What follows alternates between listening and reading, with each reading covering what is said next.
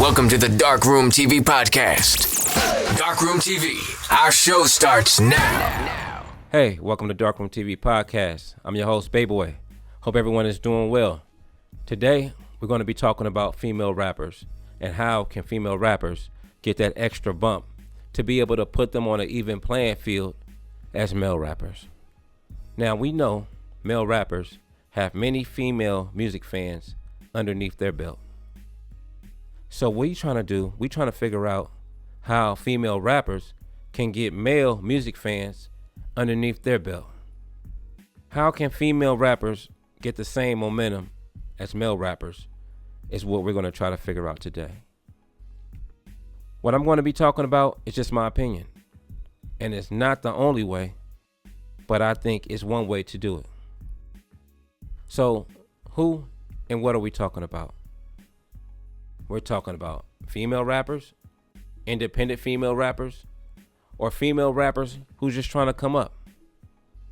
How can they get a male fan base just like male rappers have a female fan base? How can we even up or break through just a little bit? And I believe one way is subject matter in their music. Now, it's just my opinion that a good female record that will get men to like it and recite it is a record with singing or harmonizing on it. I think a female rapper should start throwing more singing on their rap track. Men love to sing. We all know that. They don't care if it's a male or a female artist singing on the track. If you got a song and it sounds good, they're going to sing right along with it. So here's what I suggest. I suggest that you start making music with R&B hooks or harmonized hooks. And you don't have to be the one writing it. Get you a songwriter. Get you somebody who knows how to write and format songs. There's plenty of people out there. Or who knows how to harmonize songs.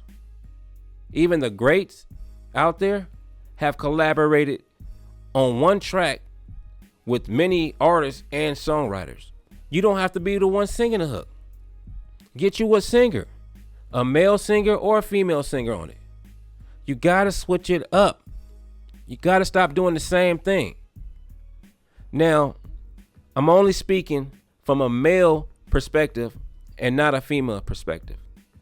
I'm pretty sure most of these female rappers out here had a female fan base on lock. I'm not gonna doubt that.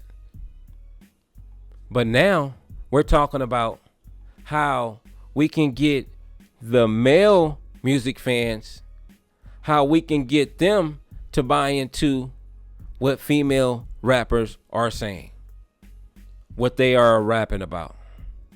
That's what we're trying to do. Now, for the most part, you have to have that name ID or that exposure to get male music fans to rap your music and to like your music. There are a handful of female rappers out there who do have men reciting their music, but that's because they have subject matter that men can relate to. They have party music, they have real life music, and even hood music. And not just hood music, but believable street music.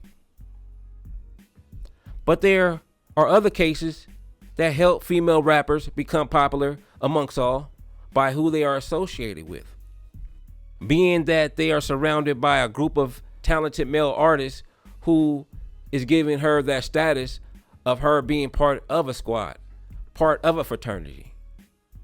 But majority of female rappers, man fan base, are people that they are close to or that they know. And even the ones that they know isn't a fan of the music. And just like you can't force a person to buy your product, you got to make sure the product is good enough to buy, right? You can't force a person to like your music.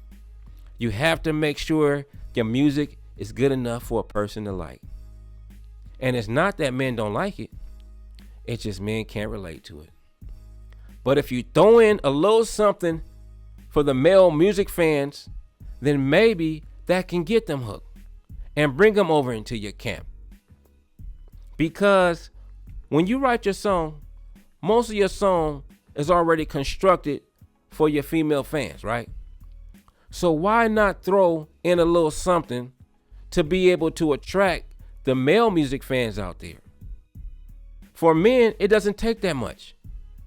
They just want to be recognized a little bit. That's it.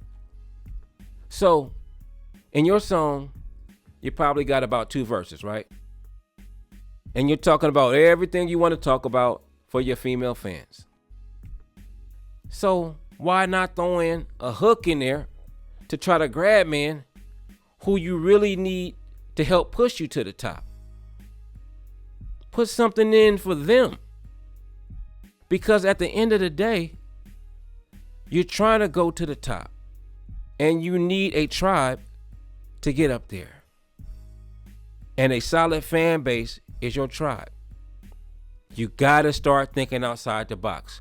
You gotta stop playing it safe and only pushing out music for the people that's like you. It's okay to have a variety of music. It's okay to have songs for children, for the teens, for adults, and for the seniors. It's okay. Stop playing it safe. So that's the way you got to start thinking. You got to be more calculated with this, you know?